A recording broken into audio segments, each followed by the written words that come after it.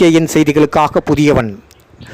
எண்ணூரில் கடினமான CA படிப்பில் சாதிக்க விரும்பும் அரசு பள்ளி மீனவ மாணவிக்கு அதிமுகவினர் நிதியுதவி. 2023-24 கல்வியாண்டில் எண்ணூர் அரசு மேல்நிலைப் பள்ளியில் படித்த மீனவ மாணவி ஸ்ரீவள்ளி +2 தேர்வில் 600க்கு 584 மதிப்பெண்கள் பெற்று சாதனை படைத்துள்ளார். இவரின் தந்தை புகழேந்தி மீனவராகவும் தாயார் வாணி பெட்ரோல் பங்கில் பணியாளராக பணி செய்து கொண்டிருக்கும் ஏழ்மையான குடும்பத்தை சேர்ந்தவர். கடினமான செயல்களில் ஈடுபட்டு சாதிக்கும் ஆர்வம் கொண்ட ஸ்ரீவள்ளி பள்ளியில் பேட்மிண்டன் விளையாட்டில் பள்ளி சார்பாக கலந்து கொண்டு மாவட்டம் மற்றும் மாநில அளவில் பல்வேறு வெற்றிகளை குவித்துள்ளார்.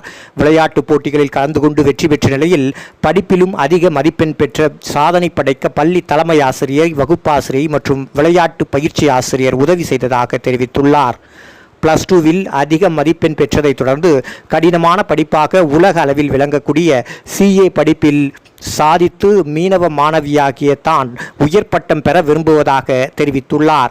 இவர் படிக்க விரும்பும் படிப்பிற்கான செலவுகளை செய்வதற்கு குடும்ப சூழ்நிலை ஒத்துவராத காரணத்தினால் தவிப்பில் உள்ளதை அறிந்து கொண்ட திருவொற்றியூர் மேற்கு பகுதி அதிமுக பொருளாளர் இரா சச்சிதானந்தம் அதிமுக சார்பாக பெண்ணின் உயர் படிப்புக்கு முடிந்த அளவு கை கொடுக்கும் விதமாக இன்று 26/5/2024 காலை நெட்டுக்குப்பத்தில் உள்ள ஸ்ரீவள்ளியின் வீட்டிற்கு நேரில் சென்று மாவட்ட மீனவரணி துணை செயலாளர் ஜே கருணானந்தா, பகுதி மீனவரணி செயலாளர் ஆர் தேசமுத்து, பகுதி மீனவரணி துணைத் தலைவர் எம் மணி, வட்டக்கழக செயலாளர் ரா சுகுமாரன், மாவட்ட கழக தலைவர் கேபிள் டிவி குமார் மற்றும் தனுஷ், விஜயகுமார், குப்புசாமி, சிவக்குமார், யுவராஜா, குமரேசன், நரேந்திரன், அஸ்வின் குமார் உள்ளிட்ட அதிமுகவினருடன் நேரில் சென்று ஸ்ரீவள்ளியின் படிப்பிற்கு உதவி செய்ய யாரும் இல்லை என கவலையடைய வேண்டாம், நாங்கள் இருக்கின்றோம், எங்கள் கட்சியான அதிமுக உங்கள் படிப்புக்கு தேவையான அனைத்து உதவிகளையும் செய்து தரும் என உறுதி கூறி ஸ்ரீவள்ளிக்கு சால்வை அணிவித்து நினைவு பரிசு வழங்கி நிதி உதவி அளித்தனர்.